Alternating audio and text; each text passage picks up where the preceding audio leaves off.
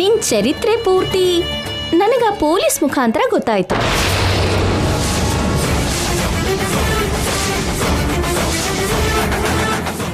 ಅವತ್ತು ಬೆಳ್ಳಿ ಹೂವಿನ ಬುಟ್ಟಿನ ಕದ್ದಿದ್ದು ನೀನೇ.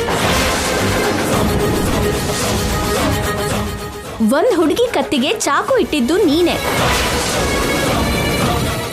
ನೀನು ಚಿಲ್ಲರೆ ಕಳ್ತನ ಮಾಡೋ ಕಳ್ಳ.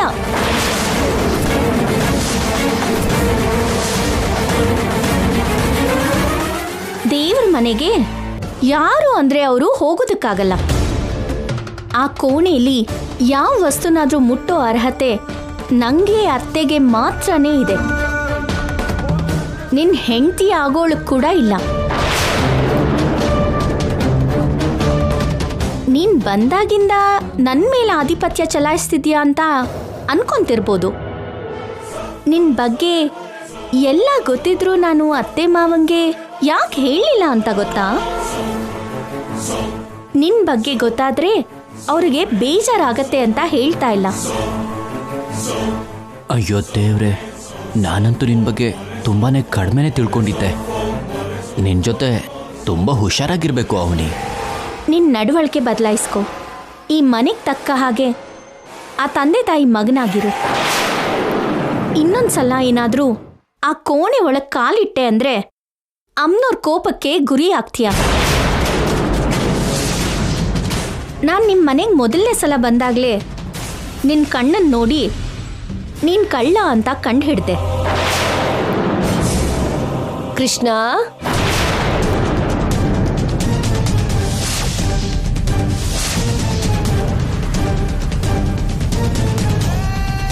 ಇಷ್ಟೊತ್ತಲ್ಲಿ ಇಲ್ಲೇನ್ ಮಾಡ್ತಿದ್ದೀರಾ? ಅತ್ತೆ, ಏನಾಯ್ತು ಅಂದ್ರೆ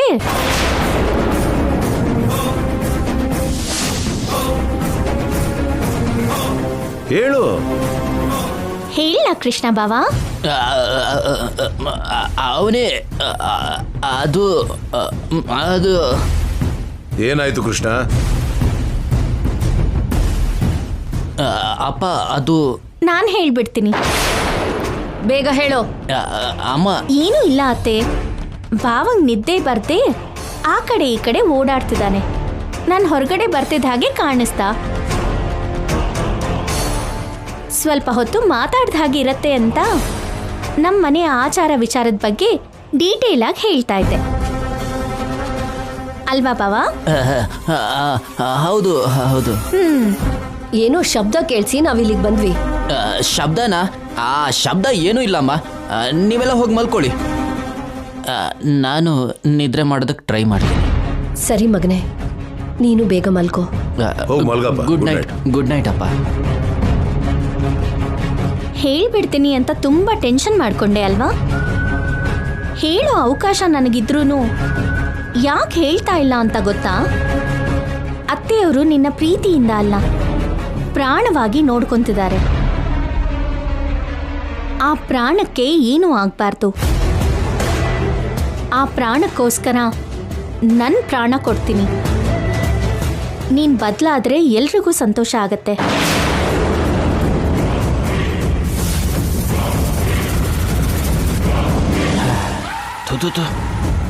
ಅಮ್ಮ,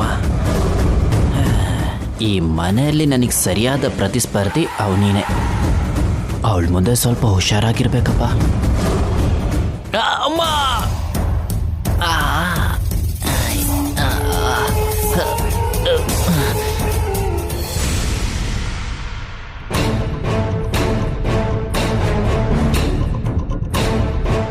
ಎಲ್ರೂ ಬೇಗ ಹೊರಗಡೆ ಬನ್ನಿ.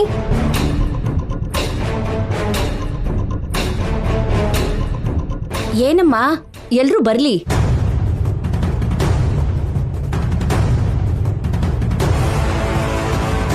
ಎಲ್ರು ಅಂದ್ರೆ ಅದ್ರಲ್ಲಿ ನೀವು ಕೂಡ ಇದೀರಾ ಅಂತಲ್ಲ. ನಾವೇನು ಹೊರಗಡೆಯವ್ರಲ್ಲ ಅಲ್ವಾ? ಚಿಕ್ಕ ಮಗ ಚಿಕ್ಕ ಸೊಸೆ ಬೇರೆಯವ್ರು ಹೇಗಾಗ್ತಾರೆ? ಅದನ್ನೇ ಹೇಳಿದ್ ನಾನು. ಒಂದು ಮುಖ್ಯವಾದ ವಿಷಯ ಹೇಳೋ ಕರೆದಿದ್ದು. ಎಲ್ಲರೂ ಸೈಲೆಂಟ್ ಆಗಿರಿ.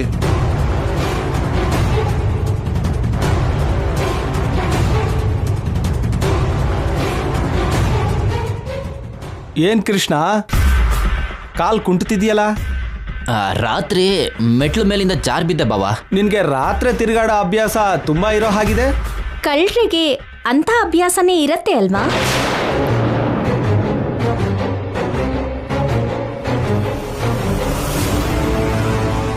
ನನ್ ಗಂಡ ಆಗೋನ್ನ ಕಳ್ಳ ಅಂತೀಯಾ? ನನ್ನ ಉದ್ದೇಶ ಆ ಕಳ್ಳ ಅಂತಲ್ಲ, ಬೆಣ್ಣೆ ಕಳ್ಳ ಅಂತ. ಅದೇ ನಿಹಾರಿಕಾ, ಕೃಷ್ಣ ಬೆಣ್ಣೆ ಕಳ್ಳ ಅಲ್ವಾ?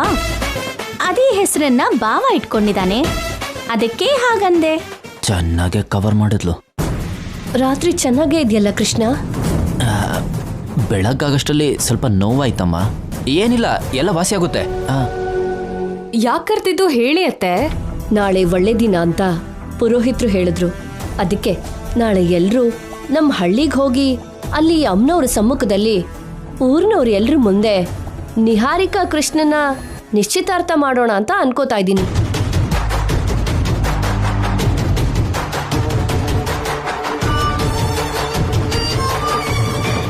ಒಳ್ಳೆ ನಿರ್ಧಾರ ಅಮ್ಮ. ಬೇಗ ಇವ್ರ ಮದ್ವೆ ಆಗೋದ್ರೆ ತುಂಬಾ ಚೆನ್ನಾಗಿರುತ್ತೆ. ಹೌದೌದು, ತುಂಬಾ ಜನರಿಗೆ ಉತ್ತರ ಕೊಟ್ಟ ಹಾಗಾಗತ್ತೆ. ಕೃಷ್ಣ ಮಾವ, ನಿಮಗ್ ಓಕೆನಾ? ಅದೇನ್ ಕಾವ್ಯ ಹಾಗೆ ಕೇಳ್ತಿದ್ಯಾ? ಕಾಲ್ ನೋವಿದ್ಯಲ್ವಾ? ಇಲ್ಲಾಂದಿದ್ರೆ ಎಗ್ರಿ ಕುಣಿದು ಬಿಡ್ತಿದ್ದೆ ನಾನು. ನಿಂಗ್ ಹೆಂಡತಿ ಆಗೋಳ್ ಮಾತ್ರ ಮೂಡಿ ಆಗಿದ್ದಾಳಲ್ಲ, ಯಾಕೆ?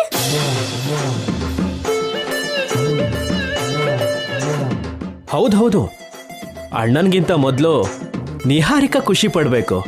ಮತ್ತ್ಯಾಕೆ ಸೈಲೆಂಟ್ ಆಗಿದ್ದಾಳೆ? ಏನಾಯ್ತಮ್ಮ? ಈ ಮಾತು ಕೇಳ್ತಾ ಇದ್ದ ಹಾಗೇನೆ ನಿನ್ ಮುಖ ಅರಳೋಗುತ್ತೆ ಅನ್ಕೊಂಡಿದ್ದೆ. ಯಾಕೆ ಹೀಗಿದ್ಯಾ? ನಿನ್ ಮನ್ಸಲ್ಲಿ ಏನಾದ್ರೂ ಇದ್ರೆ ಹೇಳಮ್ಮ. ನಿಹಾರಿಕಾ, ಅಮ್ಮ ಏನೋ ಕೇಳ್ತಾ ಇದ್ದಾರಲ್ವಾ, ಹೇಳು. ನೀವು ನಮ್ಮಿಬ್ರು ನಿಶ್ಚಿತಾರ್ಥ ಅಂತಿದ್ದ ಹಾಗೇನೆ ನಂಗೂ ತುಂಬಾ ಖುಷಿ ಆಯ್ತು ಅತ್ತೆ. ಆದ್ರೆ ನಡೆಯುತ್ತೋ ಇಲ್ವೋ ಅಂತ ಭಯ ಆಗ್ತಿದೆ ಅಷ್ಟೇ.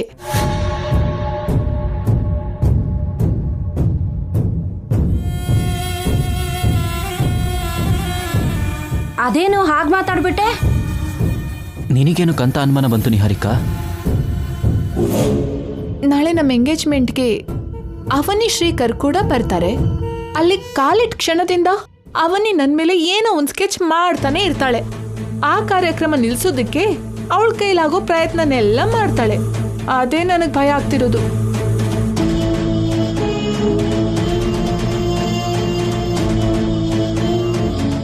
ನಿಹಾರಿಕಾ ಅನುಮಾನ ನಿಜಾನೇ. ಮೊದಲಿನಿಂದಾನು ಅವನಿ ಪ್ರಯತ್ನ ಹಾಗೇ ಇದೆ ಅಲ್ವಾ? ಪ್ರಸಾದ ಮಾಡೋದ್ರಲ್ಲಿ ಸ್ಪರ್ಧೆ ಮಾಡೋವಂಥದ್ದು ತುಂಬಾ ಮಾಡಿದಾಳಲ್ವಾ? ಹಾಗಾದ್ರೆ ಈ ವಿಷಯದಲ್ಲಿ ನೀವೊಂದು ನಿರ್ಧಾರ ತಗೋಬೇಕು ಅತ್ತೆ. ಇಲ್ಲ ಅಂದ್ರೆ ಅಲ್ಲಿ ನಡೆಯೋದು ನಿಶ್ಚಿತಾರ್ಥ ಅಲ್ಲಮ್ಮ, ನಮ್ಮ ಮನೆ ಮರ್ಯಾದೆ ಹೋಗೋದು. ಹಾಗೇನ್ ಮಾಡಲ್ಲ ಬಿಡಿ, ನೀವು ಟೆನ್ಷನ್ ಮಾಡ್ಕೋಬೇಡಿ. ಕಾರ್ಯಕ್ರಮ ಯಾವುದೇ ಚಿಂತೆ ಇಲ್ಲದೆ ನಿರಾಳವಾಗಿ ನಡಿಬೇಕು ಅಂದ್ರೆ ಇವ್ರು ಬರಬಾರ್ದು.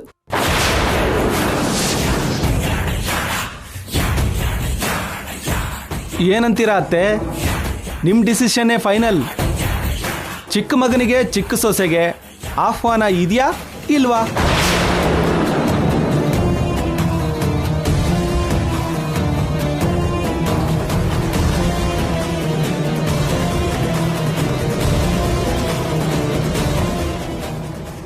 ಇವ್ರನ್ನ ನಾನು ಕರೆಯೋದಿಲ್ಲ.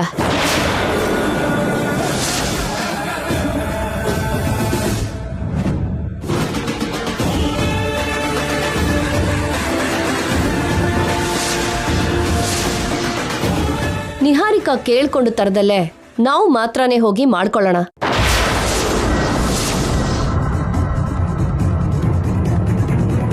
ಇಷ್ಟು ದಿನ ಎಲ್ಲ ಹಬ್ಬ ಹರಿದಿನಗಳಿಗೂ ಕರ್ಕೊಂಡು ಹೋಗಿದ್ದೀವಿ. ಈ ನಿಶ್ಚಿತಾರ್ಥಕ್ಕೆ ಮಾತ್ರ ನೀವು ದೂರವಾಗಿರೋದೇ ಒಳ್ಳೇದು. ಇದು ತುಂಬಾ ಅನ್ಯಾಯ ಅಮ್ಮ. ಅಲ್ಲೆಲ್ಲರೂ ನಮ್ಮ ಬಗ್ಗೆ ಕೇಳಿದ್ರೆ ಏನು ಹೇಳ್ತೀರಾ? ನಾವು ಏನೋ ಒಂದು ಹೇಳ್ಕೋತೀವಿ ಬಿಡುತ್ತಮ್ಮ. ನಿಮ್ಮ ಬಗ್ಗೆ ಸೆಪರೇಟಾಗಿ ಕೇಳೋರು ಯಾರು ಇರಲ್ಲ ಅನ್ನೋದು ನನ್ನ ಅಭಿಪ್ರಾಯ.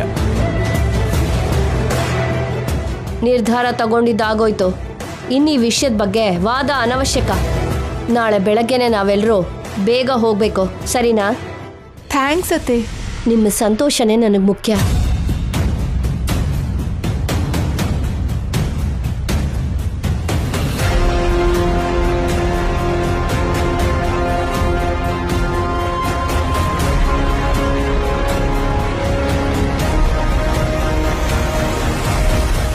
ಅಪ್ಪನಿಂದ ಕುಟುಂಬದಿಂದ ನಮ್ಮನ್ನ ನಿಧಾನಕ್ಕೆ ನಮ್ಮನ್ನ ದೂರ ಮಾಡ್ತಾನೆ ಇದ್ದಾಳೆ.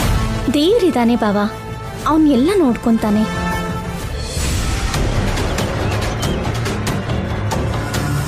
ಏನ್ರಿ? ಏನ್ ಗೌತಮಿ? ವಿಕಾಸ್ 2 ದಿನದಿಂದ ಮನೇಲೇ ಇರ್ದೇನೆ ಹೊರಗಡೆನೆ ತಿರುಗ್ತಿದ್ದಾನೆ. ಏನಾದ್ರೂ ಹೊಸ ಪ್ಲಾನ್ ಮಾಡ್ತಿದ್ದಾನೇನೋ ಅಂತ ಟೆನ್ಷನ್ ಆಗ್ತಿದೆ. ನಾವು ಪೂರ್ತಿಯಾಗಿ ಮುಳುಗೋಗಿದ್ದೀವಿ, ಹೊಸದಾಗಿ ಮುಳುಗೋದೇನಿದೆ? ಗೌತಮಿ, ನಿಹಾರಿಕಾ, ನಿಹಾರಿಕಾ, ಏನ್ ಮಗಳೇ ಇಷ್ಟೊಂದು ಸಂತೋಷವಾಗಿದ್ಯಾ? ಅರೇ ಏನಾಯ್ತು? ಬಂದ್ಬಿಡ್ತು ಗೌತಮಿ, ನಾನ್ ಕನ್ಸ್ಕೊಂಡಿದ್ದ ದಿನಗಳು ಹತ್ರ ಬಂದ್ಬಿಡ್ತು. ನಾನು ಅನ್ಕೊಂಡಿರೋದನ್ನ ಸಾಧಿಸ್ತಿದ್ದೀನಿ. ನಾಳೆ ಕುಟುಂಬ ಸಮೇತರಾಗಿ ನಾವು ಹಳ್ಳಿಗೆ ಹೋಗ್ತಾ ಇದ್ದೀವಿ. ಯಾಕೆ? ಏನಾದ್ರೂ ಹಬ್ಬ ಇದೆಯಾ? ಹೌದು ಗೌತಮಿ, ತುಂಬಾ ದೊಡ್ಡ ಹಬ್ಬ ಇದೆ. ನಾಳೆ ನನಗೂ ಕೃಷ್ಣಂಗೂ ನಿಶ್ಚಿತಾರ್ಥ. ಅಮ್ಮನವ್ರ ಸಮ್ಮುಖದಲ್ಲಿ, ಗ್ರಾಮಸ್ಥರೆಲ್ಲರ ಸಮ್ಮುಖದಲ್ಲಿ ನನಗೂ ವೇದವತಿಯವ್ರ 2ನೇ ಮಗನಾಗಿರೋ ಕೃಷ್ಣ ಅವ್ರಿಗೂ ತುಂಬಾ ಅದ್ಧೂರಿಯಿಂದ ಎಂಗೇಜ್ಮೆಂಟ್ ನಡೆಯುತ್ತೆ.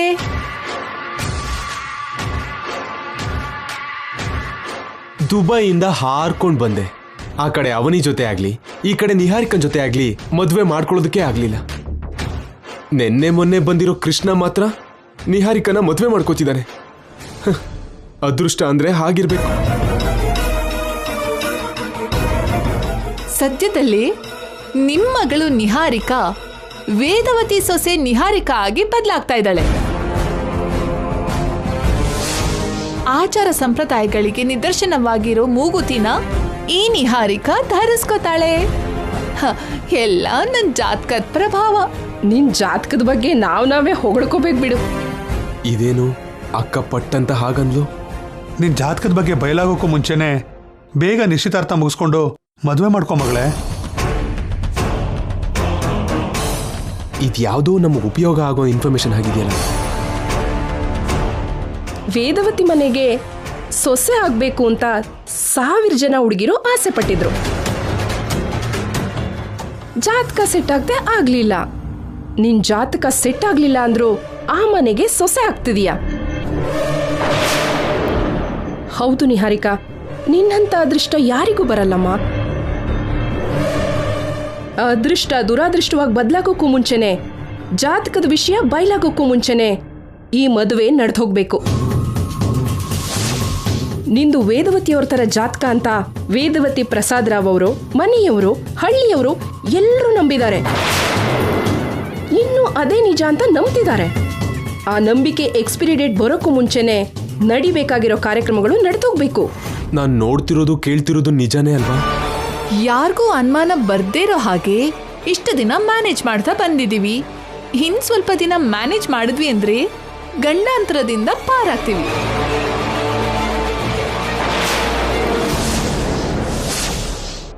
ನೀವೇ ವಿಷಯದಲ್ಲಿ ಯಾವಾಗಲೂ ತುಂಬಾ ಹುಷಾರಾಗಿರಿ. ನಮ್ಮ ಮನೆಯಲ್ಲಿ ವಿಕಾಸ್ ಅನ್ನೋ ಒಬ್ಬ ಸ್ಪೈ ಇದ್ದಾನೆ ಅನ್ನೋ ವಿಷಯನ ಮರ್ತೋಗ್ಬೇಡಿ. ನೀವು ನಿತ್ಯಲ್ಲಿ ಈ ವಿಷಯದ ಬಗ್ಗೆ ಕನ್ವರ್ಸಿದ್ರು ಕೂಡ ಅವನ್ ಕಂಡು ಹಿಡಿತಾನೆ. ಅವನಿಗೆ ಗೊತ್ತಾಯ್ತು ಅಂದ್ರೆ ಎಲ್ಲ ಸರ್ವನಾಶ ಆಗೋಗ್ಬಿಡತ್ತೆ. ಗೊತ್ತಾಗೋದೇನು? ಇಷ್ಟು ಕ್ಲಿಯರ್ ಆಗಿ ಸಿನಿಮಾ ತೋರಿಸ್ತಿದ್ದೀರಾ ಅಲ್ವಾ? ಇನ್ನು ನಿಮ್ ಬದುಕು ಸರ್ವನಾಶನೇ. ಜೂನಿಯರ್ ವೇದವತಿ ಅನ್ನೋ ಹೆಸರಿಗೋಸ್ಕರ ಎಷ್ಟೋ ದಿನದಿಂದ ಕಾಯ್ತಾ ಇದ್ದೀನಿ. ನಿಹಾರಿಕಮ್ಮ ನಿಹಾರಿಕಮ್ಮ ಅಂತ ಜನರೆಲ್ಲ ಕರೆಯೋ ಮಾತು ನನ್ನ ದೃಷ್ಟಿಲಿ ವಜ್ರದಿಂದ ತುಂಬಿರೋ ಕಿರೀಟಕ್ಕೆ ಸಮಾನ. ಆ ಕಿರೀಟ ಧರಿಸೋದಕ್ಕೋಸ್ಕರ ನಾನ್ ಕಾಯ್ತಾ ಇದ್ದೀನಿ. ಫೋರ್ಜರಿ ಸೈನ್ ಮಾಡಿದಷ್ಟು ಈಸಿಯಾಗಿ ವೇದವತಿಯವರಂಥ ಜಾತಕನ ನನ್ನ ಹೆಸರಲ್ಲಿ ರೆಡಿ ಮಾಡಿಸ್ಕೊಂಡು ಆ ಫೇಕ್ ಜಾತಕದಿಂದ ನನಗ್ ಬೇಕಾಗಿರೋದನ್ನೆಲ್ಲ ನನ್ನ ವರ್ಸೋ ಹಾಗೆ ಮಾಡ್ಕೋತೀನಿ. ಜಾತಕನ ಕುರುಡಿ ಹಾಗೆ ನಂಬೋ ವೇದವತಿ ಅಂಥವ್ರು ಇರೋಷ್ಟು ದಿನ ನನ್ನಂಥವ್ರು ಯಾವುದೇ ಚಿಂತೆ ಇಲ್ಲದೆ ಬದುಕ್ತಾರೆ. ಸರಿ ಇನ್ನು ನಾನು ಹೊರಡ್ತೀನಿ. ನೀವ್ ನಾಳೆ ಹಳ್ಳಿಗೆ ಬಂದ್ಬಿಡಿ. ಎಂಗೇಜ್ಮೆಂಟ್ ನೋಡ್ಕೊಂಡು ಬರ್ಬೋದು. ಸರಿನಾ? ಸರಿ ಸರಿ, ಬಾಯ್. ಬಾಯ್ ಬಾಯ್ ನೇಹಾ. ನಾನೇನೋ ತುಂಬಾ ಬುದ್ಧಿವಂತ, ಏನ್ ನಡೆದ್ರು ಕಂಡಿಡಿತೀನಿ ಅಂತ ಇಷ್ಟು ದಿನ ಅಂದ್ಕೋತಿದ್ದೆ. ನಾನು ಎಷ್ಟು ಅಮಾಯಕ ಅಂತ ಇವಾಗ ಅರ್ಥ ಆಯ್ತು. ಅಪರೂಪವಾದ ನನ್ನ ಅಕ್ಕನ ಕುಟುಂಬದ ನಿಜ ಸ್ವರೂಪ ಇವಾಗ ಬಯಲಾಯ್ತು. ಜಾತಕ ಹೊಂದಾಣಿಕೆ ಆಗದಿರೋ ಹುಡುಗಿ ಸೊಸೆಯಾಗಿ ಬದಲಾಗ್ತಿದ್ದಾಳೆ ಅಂತ ನಿರೂಪಿಸೋ ಆಧಾರ ನನ್ನ ಕೈಯಲ್ಲಿದೆ. ನಿಮ್ಮಿಂದ ನನಗಾಗಿರೋ ನಷ್ಟಕ್ಕೆ ಈ ಆಧಾರನೇ ನಷ್ಟ ಪರಿಹಾರ ಮಾಡುತ್ತೆ. ಇದನ್ನ ಹೇಗೆ ಉಪಯೋಗಿಸ್ಕೋಬೇಕೋ ನಾಳೆ ಹಳ್ಳಿಲಿ ಅದನ್ನ ಉಪಯೋಗಿಸ್ಕೋತೀನಿ. ನಿಹಾರಿಕಂದು ವೇದವತಿ ಕುಟುಂಬಕ್ಕೆ ಸರಿ ಹೊಂದೋ ಜಾತಕ ಹೇಗಾಯ್ತು ಅಂತ ಮೊದ್ಲಿಂದನೇ ಡೌಟ್ ಇತ್ತು. ಕೊನೆಗೂ ಬಯಲಾಯ್ತಲ್ಲ. ಇದು ಮಾಮೂಲಿ ಅಸ್ತ್ರ ಅಲ್ಲ.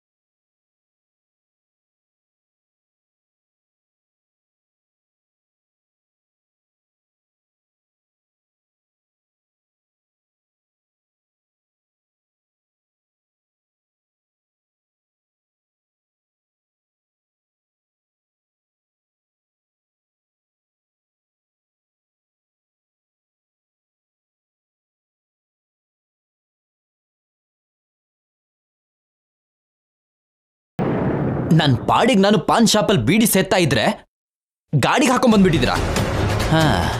ನನ್ನ ಹತ್ರ ಏನೋ ಕೆಲಸ ಇಲ್ದೇನೆ ಈ ಥರ ಎಲ್ಲ ಕರ್ಕೊಂಬರಲ್ಲ. ಏನು ವಿಷಯ? ನೀನು ನನಗೆ ಉಪಯೋಗ ಆದರೆ ನಾನು ನಿನಗೆ ಉಪಯೋಗ ಆಗೋಣ ಅಂತ ನಿನ್ನ ಹತ್ರ ಬಿಸ್ನೆಸ್ ಡೀಲ್ ಮಾತಾಡೋದಕ್ಕೆ ನಿನ್ನನ್ನು ಇಲ್ಲಿ ಕರೆಸಿದ್ದೀನಿ.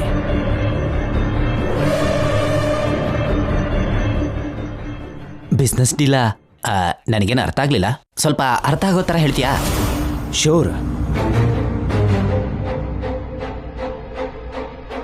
ಇದಕ್ಕೂ ಮೊದಲು ಒಂದ್ಸಲ ವೇದವತಿಯವ್ರನ್ನ ಭೇಟಿ ಮಾಡಿ ಹಳ್ಳಿಲಿರೋ ಹೊಲದಲ್ಲಿ ಫ್ಯಾಕ್ಟ್ರಿ ಕಟ್ಕೋತೀನಿ ಅಂತ ಕೇಳಿದೆ. ಆಗಲ್ಲ ಅಂದರು. ಹೊರಗಡೆ ಕಳಿಸಿದ್ರು.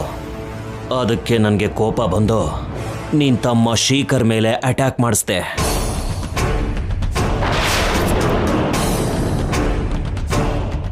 ಆಮೇಲೆ ಜೈಲ್ಗೆ ಹೋಗಿ ಈಗಷ್ಟೇ ಹೊರಗಡೆ ಬಂದಿದ್ದೀನಿ. ಮತ್ತೆ ಅದೇ ಪ್ರಯತ್ನದಲ್ಲಿದ್ದೀನಿ.